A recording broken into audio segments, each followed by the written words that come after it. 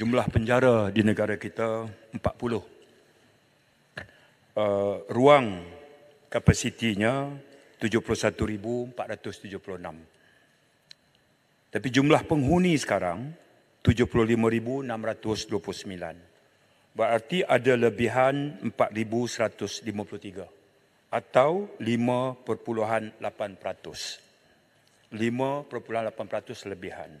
Kalau ikut standard antarabangsa, lebihan diletak tidak boleh melampaui 20%. 20% dianggap dengan izin tolerable rate. Kita 5.8. Ada 13 penjara sekarang di negara kita yang kita anggap over capacity. 13. Itu termasuk Kota Kinabalu, Pangkalan Cepa dan Marang. Under capacity, kita ada 15. Yang paling rendah ni adalah Lak Datu sebab baru siap. Jadi belum lagi dipenuhi dengan penghuni dalam keupayaan kapasiti dia. Yang within capacity ada 12. Baik. Biarpun begitu, kerajaan terus berusaha untuk mengurangkan insiden kesesakan penjara. Apa ikhtiar kita?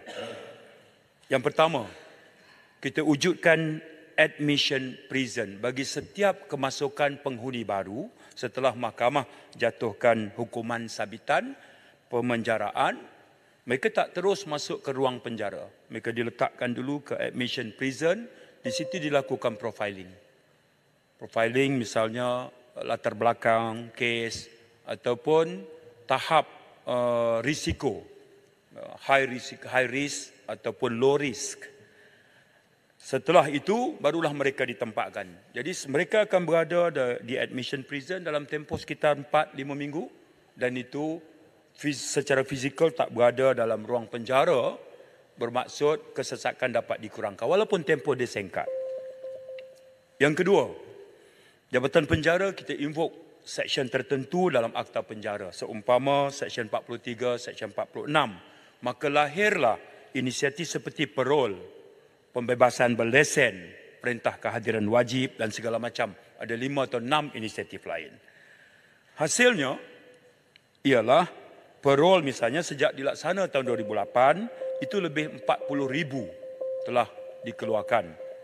Kemudian pembebasan berlesen sejak tahun 2020 pula itu sudah 23,000. Dan perintah kehadiran wajib sejak dilaksana 2010 itu memberi manfaat pada 6,000. Bermaksud parol, pembebasan berlesen atau perintah kehadiran wajib secara fizikalnya mereka yang dijatuh hukuman tak berada dalam tembok. Mereka berada di luar. Jadi penjara jadi kurang sesak. Kita juga laksanakan hukuman alternatif. Misalnya kita sedang meneroka idea untuk melaksanakan home detention. Mereka tak berada dalam tembok penjara, mereka berada di luar tapi dengan pemasangan gadget. Belum berlangsung tapi kita sedang di fasa akhir untuk menguruskan sedikit dari sudut tafsiran undang-undang seumpama alat belenggu. Alat belenggu maknanya gari. Boleh tak alat EMD ini yang nak dipakaikan pada home detention masuk dalam takrif itu juga. Jadi ada sedikit yang kami kena selaraskan dengan Peguam Negara. Kita juga akan pindah Akta Penagih Dadah yang menjadi punca kemasukan penghuni paling ramai selalunya terkait kes dadah. Jadi kalau kita pindah Akta Penagih Dadah, terutama bagi kesalahan memasukkan dadah dalam badan, mereka bukan penagih tegar. Ya. Jadi caranya adalah mereka akan terus dihantar ke pusat pemulihan di bawah AADK, Agensi Anti Dadah, bukan ke penjara. Dengannya penjara akan jadi kurang sesak. Ya. Begitu juga kita sekarang terus mengadakan perbincangan. Ya. Dalam penjara sekarang ni 35% adalah tahanan reman. 35% daripada 75,000 tadi tahanan reman. Dan kadang-kadang tempoh tahanan reman tu lebih lama daripada charge yang mereka kena akibat daripada misalnya kes dadah lambat terima laporan Jabatan Kimia. Jadi satu kezaliman buat mereka. Kadang-kadang bila mereka dituduh di mahkamah, hukuman tentang charge itu barangkali kurang daripada tempoh mereka lama dalam penjara.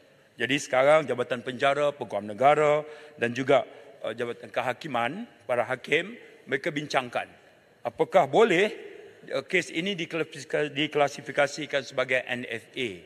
Ya, itu satu lagi ikhtiar. Yang lain, Yang Berhormat bertanyakan tentang apakah skill kemahiran nak sediakan mereka bila keluar nanti, jangan masuk balik. Kita kadar residivism kita untuk inisiatif yang saya sebut tadi, parol, pembebasan berlesen, perintah keajuan wajib, 800 bebas, 1 aja masuk balik. Artinya 0.26%. Berbanding tanpa melalui kaedah ini, maknanya kesalahan lain, kadar residivisnya adalah 18.6%. Tapi sepanjang penghuni dalam penjara, satu, kita ada asuhan tentang kemahiran. CIDB, sijil di bawah Kementerian Sumber, sijil TVET ini yang membolehkan mereka develop the skill, dan sejak 2012 hingga sekarang ada 16,000 penghuni penjara yang keluar dengan kemahiran bersijil ini. Itu ada jaminan peluang kerja kepada mereka. Tapi sementara kalau mereka masuk di bawah parol dan pembebasan berlesen, Jabatan Penjara ada kolaborasi dengan 325 syarikat. Maknanya mereka ni diletak di Community Correction Center, bukan dalam tembok penjara. Mereka pergi kerja. Panasonic, SW Corp, MRT dan segala macam. Pertama, mereka dapat pendapatan bulanan dan mereka tidak berada dalam tembok penjara. Jadi ini antara ikhtiar yang kita buat untuk mengurangkan kesesakan penjara dan melatih kemahiran untuk membolehkan mereka menyesuaikan diri apabila keluar. Terima kasih.